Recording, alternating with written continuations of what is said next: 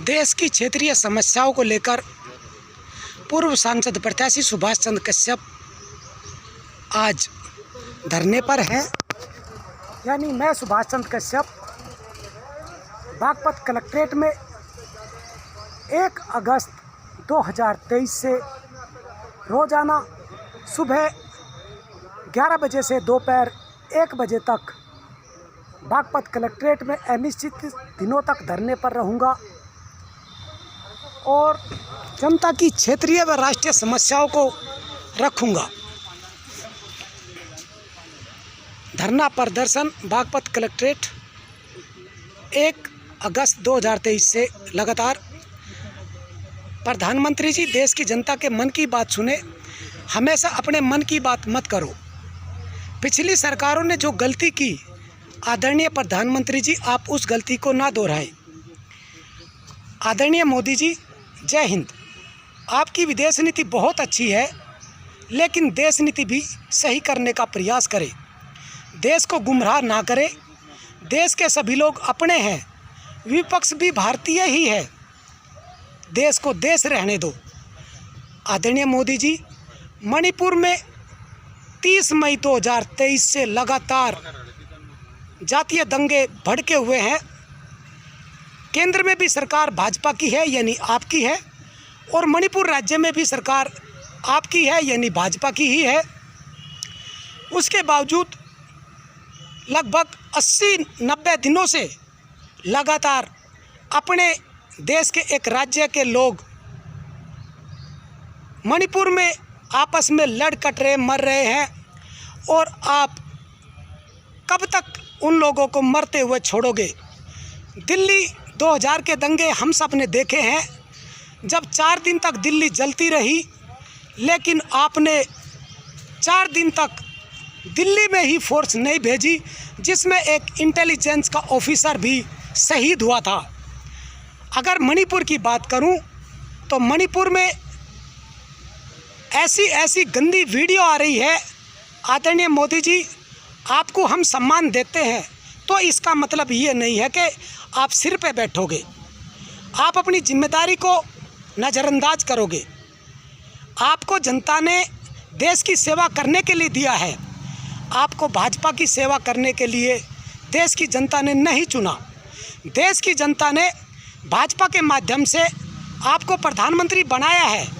आप 20% भाजपा का प्रचार करिए, लेकिन 80% अपने देश का काम करिए। मणिपुर में बहन बेटियों की इज्जत के साथ खेला जा रहा है। उनके प्राइवेट गुप्तांगों के अंदर पब्लिक नग्न अवस्था में हाथ डाल के, दबा के, और न जाने कैसी कैसी हरकतें करके बेइज्जत कर रहे हैं। 21 साल की बेटी को भी नंगी परेड कराकर उसको मारा पीटा गया, जलाया गया। उससे पहले उसके साथ बलात्कार किया गया। उसके बाप और भाई को भी जातीय भीड़ ने मार डाला। क्या ये सब सही है? आदरणीय मोदी जी, आप सोच के बताइए। आप प्रधानमंत्री हैं, आपके अंडर में मणिपुर भी आता है, राजस्थान भी आता है, और हरियाणा देख लीजिए, गुड़गांव के पास में नूहू की क्या हालत है। आज कल की बात है, 31 जुलाई 2023 की, नूहू में कैसे धार्मिक दंगे हुए हैं। कब जागोगे आदरणीय मोदी जी? आदरणीय मोदी जी, बताओ, बिहार आपके अंडर में नहीं है? उत्तराखंड आपके अंडर में नहीं है?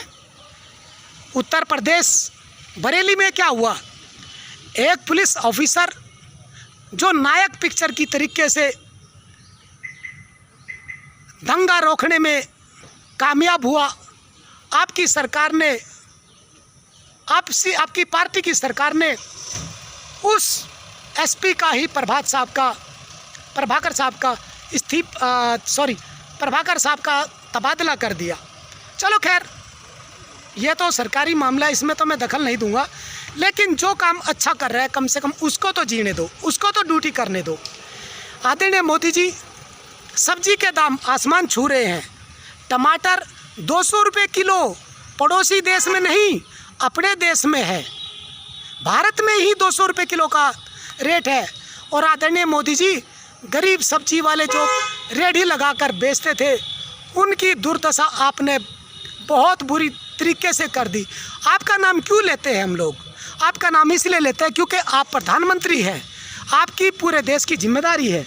जहाँ कुछ कमी है वहाँ पे आपको देखना चाहिए, लेकिन आप तब तक वहाँ पे नहीं देखते जब तक वहाँ पे स्थिति खराब ना हो जाए और आपको कहने का, 2 शब्द कहने का मौका ना मिल जाए और प्रचार करने का, विपक्ष के खिलाफ प्रचार करने का मौका ना मिल जाए। आदरणीय मोदी जी, मैं गरीब सब्जी वालों से भी बात करी, सब्जी वाले रो रहे हैं, बता रहे भैया 1000 रुपये की सब्जी में 5 किलो सब्जी लेके आए, अब उसको ठेली पे लेकर किसको बेचे बताइए, और कौन खरीदेगा? आदरणीय मोदी जी, पूजनीय अटल बिहारी वाजपेयी जी पेंशन बंद करके चले गए और आपने देश की लोगों की सरकारी नौकरी ख़त्म कर दी, देश की सरकारी संस्थाओं को हाईजैक कर लिया, नोटबंदी कर देश की कमर तोड़ दी, जीएसटी से व्यापारी व देश की रीढ़ की हड्डी तोड़ दी। आदरणीय मोदी जी, अब और बर्दाश्त नहीं होता, आप इस्तीफा दे दीजिए।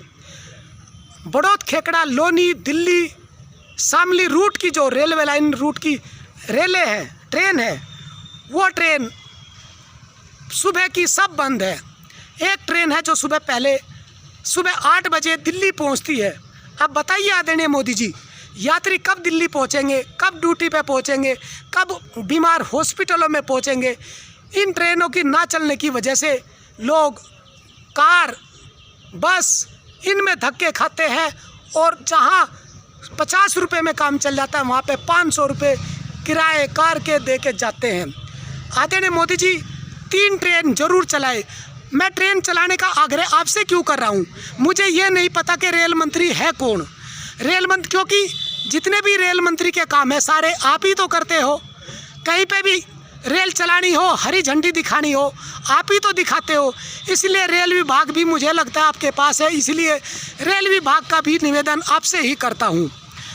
जो 3 ट्रेनें चलाना शामली, खेकड़ा, लोनी, दिल्ली रूट पर ज़रूरी है, जो दिल्ली सुबह 5 बजे, 6 बजे, 7 बजे ज़रूर पहुँचे, जिससे कि लोग अपने काम पे, अपनी ड्यूटी पे दैनिक यात्री समय से पहुँच सके और कम खर्च में काम हो सके। खेकड़ा मेरठ रोडवेज बस अभी तक उसका पुनः संचालन नहीं हुआ, उसको चलाए, क्योंकि बागपत जनपद की 3 तहसील, खेकड़ा, बड़ौद और बागपत। खेकड़ा तहसील एक ऐसी तहसील है जहां से कोई भी बस किसी भी शहर के लिए सीधी बस सेवा नहीं है, और मेरठ के लिए तो बहुत ज़रूरी है, क्योंकि 15 से 20 किलोमीटर लोग इधर उधर जाकर बस पकड़ते हैं, जिससे हज़ारों रुपये एक्स्ट्रा खर्च होते हैं, जबकि मेरठ और खेकड़ा की दूरी सिर्फ 50 किलोमीटर है। मेरठ और खेकड़ा रोडवेज बस का पुनः संचालन कराने की कृपा करें। आदरणीय मोदी जी, सच बताऊं, बहुत दिक्कत है। देखिए आदरणीय मोदी जी, मैं आपको यहाँ पे क्यों लगाया है, मैंने आपको यहाँ पे ये सब चीज़ें देखने के लिए क्यों बिठाया है, क्यों टांगा है यहाँ पे आपको, क्योंकि आप अपनी आंखों से देख लो आदरणीय मोदी जी, आपने देश की हालत क्या कर दी। देश के लोगों को यही नहीं पता कि आज हम किधर जाए।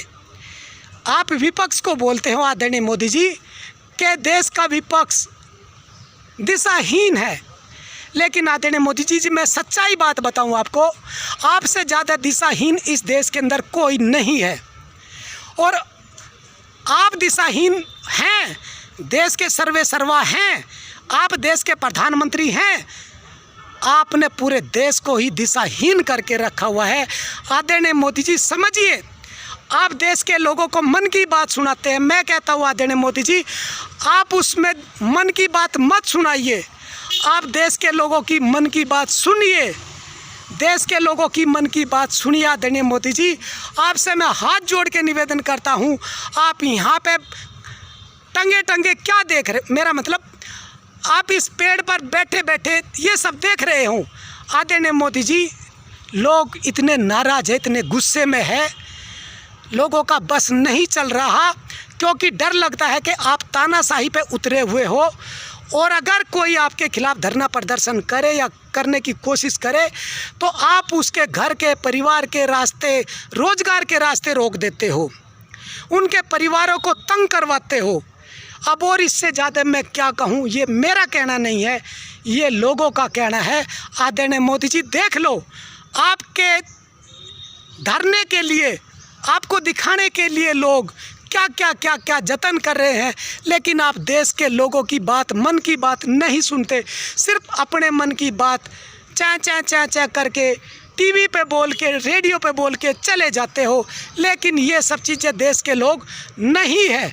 आदरणीय मोदी जी, मैं आपसे वास्तव में हाथ जोड़ के निवेदन करता हूँ, आप अपने मन की बात देश के लोगों को मत सुनाइए, देश के लोगों पर अपने मन की बात मत थोपिए, देश के लोगों की मन की बात सुनिए। और देश के लोगों की मन की बात ये है कि आदरणीय मोदी जी, बस बहुत हो चुका, आप इस्तीफा दे दीजिए, आप इस्तीफा दे दीजिए, आप इस्तीफा दे दीजिए। देश की बहन बेटियां बेइज्जत हो रही है और इससे ज़्यादा हम और बर्दाश्त नहीं कर सकते मोदी जी, और नहीं कर सकते। 2024 के लिए माहौल मत बनाइए, माहौल मत बनाइए। कहीं हिंदू मुस्लिम